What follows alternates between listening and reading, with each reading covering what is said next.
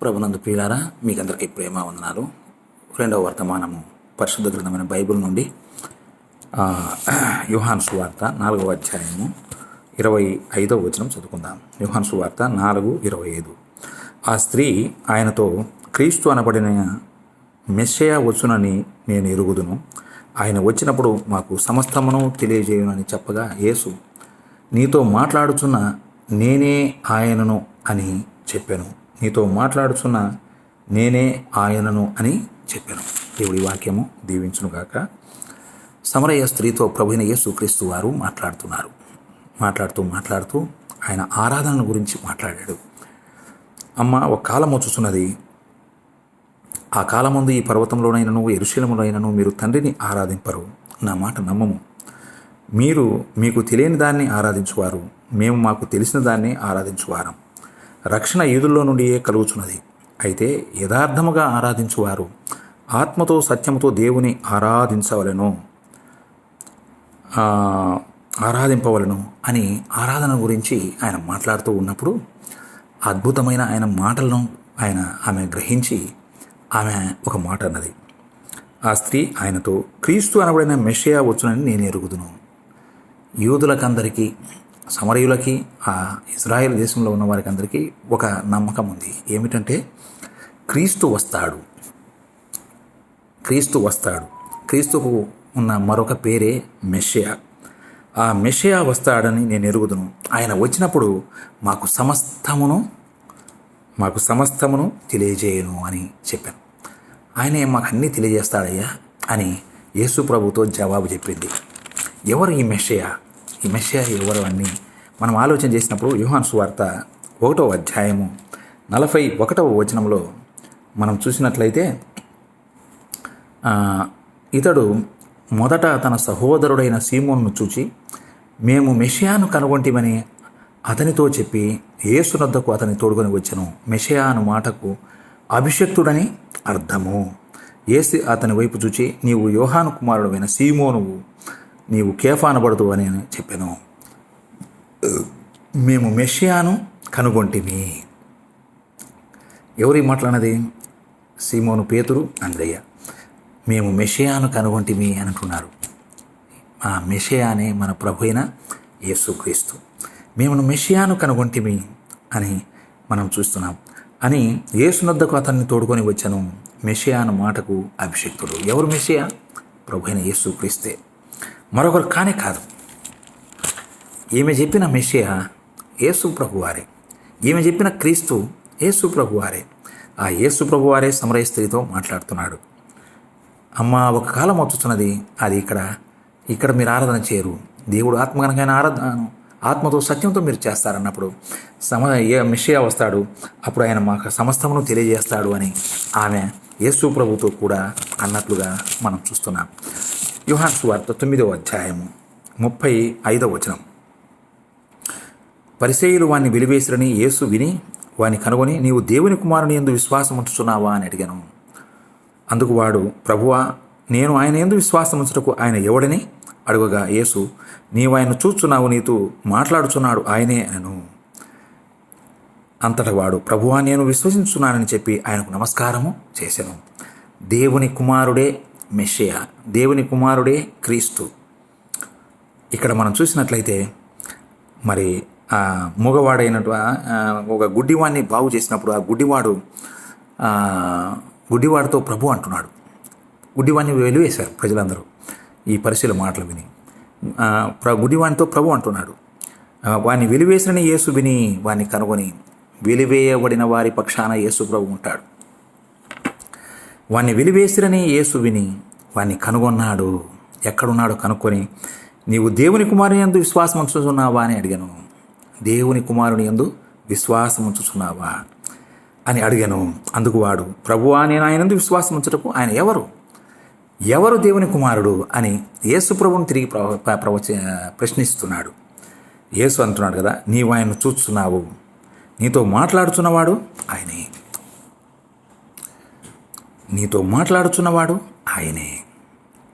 నేనే దేవుని కుమారుని అని ఆయన చెప్తున్నాడు. కాబట్టి ప్రియులారా, యేసు ప్రభు దేవుని కుమారుడు, ఆయనే మెస్సయా, ఆయనే రాజు, ఆయనే మహిమగల దేవుడు అని మనం చూస్తున్నాం.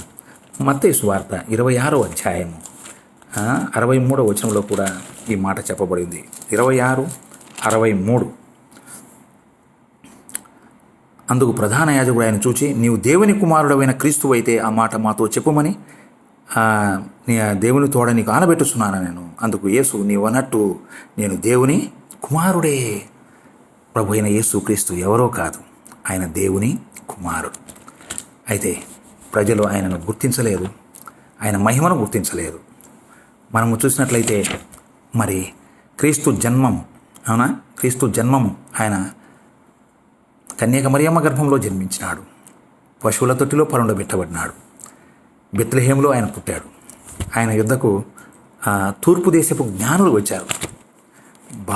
యేసు, చిన్న బాలుడుగా ఉన్నప్పుడే యేసు ప్రభు దగ్గరికి మరి ఆ తూర్పు దేశపు జ్ఞానులు వచ్చి ఆయనకు సాగిలపడి ఆయన ఆరాధించి స్తోత్రం చేశారు. చూడండి, జ్ఞానులు కనుగొన్నారు, యేసు ప్రభువును కనుగొన్నారు, మెషియాను కనుగొన్నారు. 2వ అధ్యాయం మత్తయి సువార్త 9వ వచనం.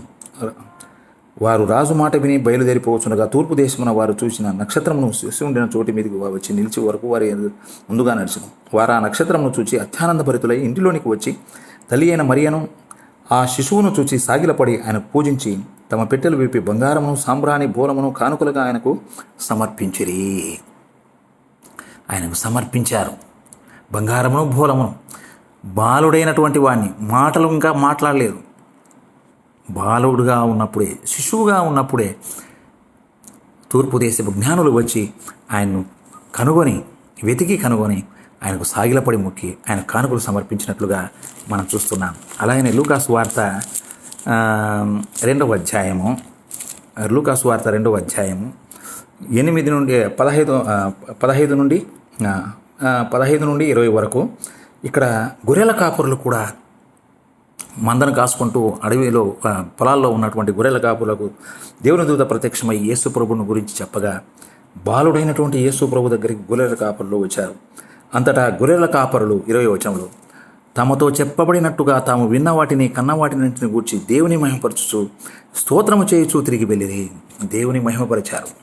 ఈయన దేవుని కుమారుడు, ఈయన క్రీస్తు, ఈయన రక్షకుడు, ఈయన స్తుతికి పాత్రుడు, మహిమోన్నతుడని ఆయనకు సాగిలపడినట్లుగా మనం చూస్తున్నాం. అంతేకాదు లూకాసు వార్త 2వ అధ్యాయము 13-14 వచనాలు.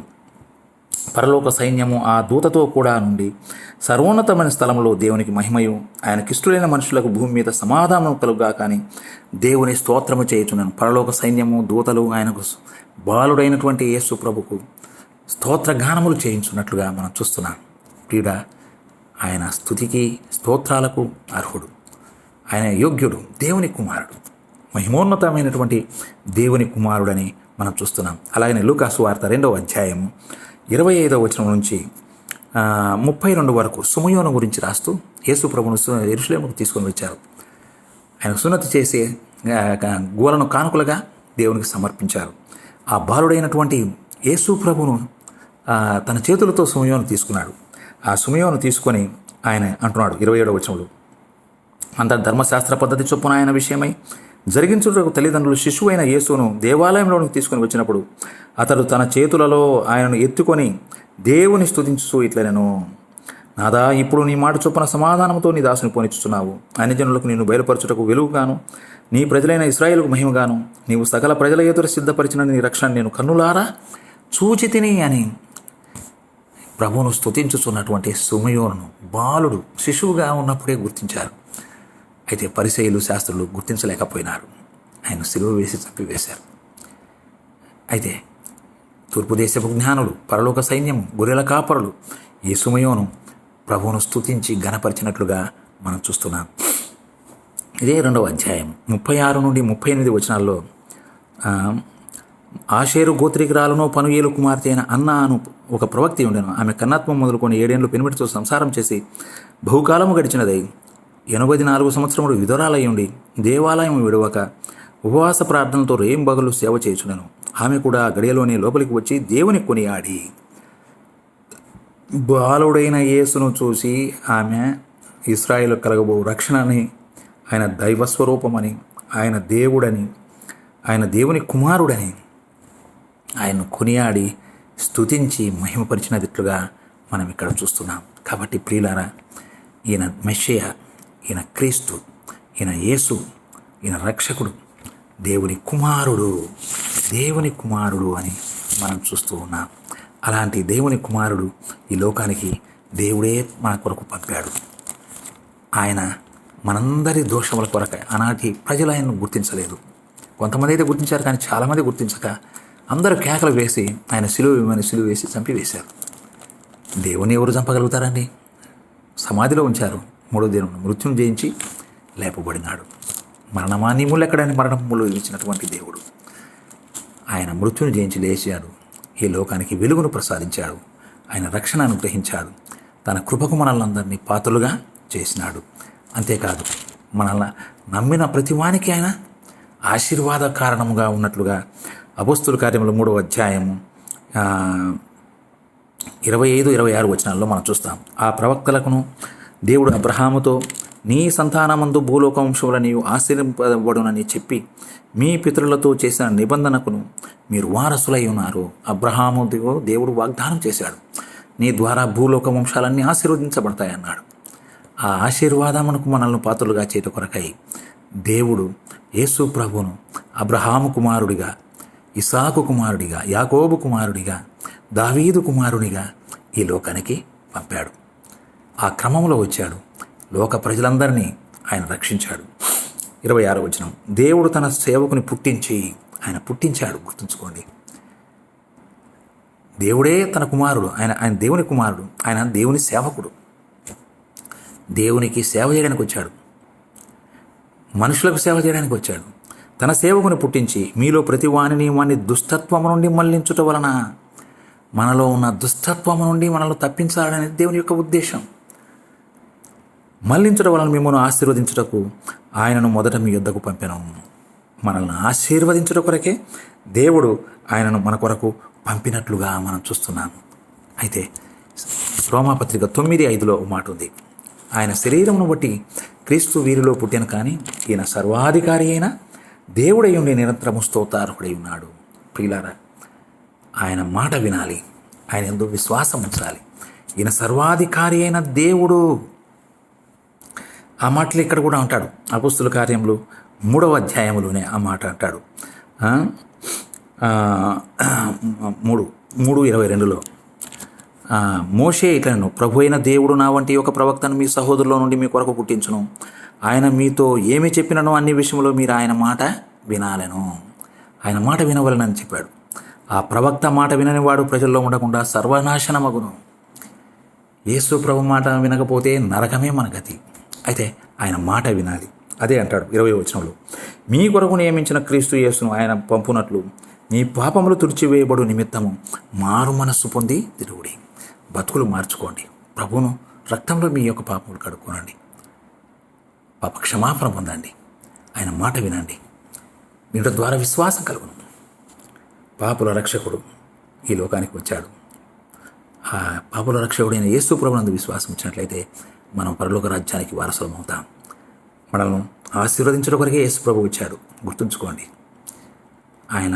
ఆయన మాటలు, ఆయన క్రియల యందు మనం విశ్వాసం ఇచ్చినట్లయితే మనం రక్షించబడతాము, పరలోక రాజ్యానికి వారసులు అవుతాం. ఇంకా ఎవరైనా నమ్మని వారు యేసు ప్రభునందు విశ్వాసం ఉంచి పరలోక రాజ్యానికి వారసులు కండి. దేవుడి వాక్యము మన అందరి కొరకు దీవించునుగాక. ప్రార్థన చేసుకుందాం. కృపగల దేవాకనుగులనైన పరిశుద్ధుడా, స్తోత్రములు. ఇప్పటి వరకు నీ వాక్యము విత్తబడింది నాయన. ప్రతి ఒక్కరూ నీ యందు విశ్వాసం ఉంచి నీ రాజ్యమునకు వారసులట కరుడు చూపండి. నిన్ను గుర్తెరిగి నీ మాట విని నీకు లోబడి నీ రాజ్యమునకు వారసులగులాగా కృప చూపమని ప్రార్థన చేయించున్నా. మరి ఎవరి వలన రక్షణ కలగదు. ఈ నామమునై మనం రక్షణ పొందవలను, కానీ ఆకాశము కింద మనుషుల్లో ఇవ్వబడిన మరి ఏ నామమున రక్షణ పొందలేము అని మీరు పలుకుతున్నారు. నీ ద్వారానే మాకు రక్షణ ఉంది. నేను నమ్మి ప్రతి ఒక్కరూ నీ రాజ్యమునకు వారసుట కృప చూపమని, ఈ వాక్యమైన ప్రతి ఒక్కరిని ఆశీర్వదించమని యేసు ప్రభు యొక్క పరిశుద్ధ నామమున స్తోత్రం చెల్లించి ప్రార్థించి వేడుకుంటున్నాం తండ్రి. ఆమేన్.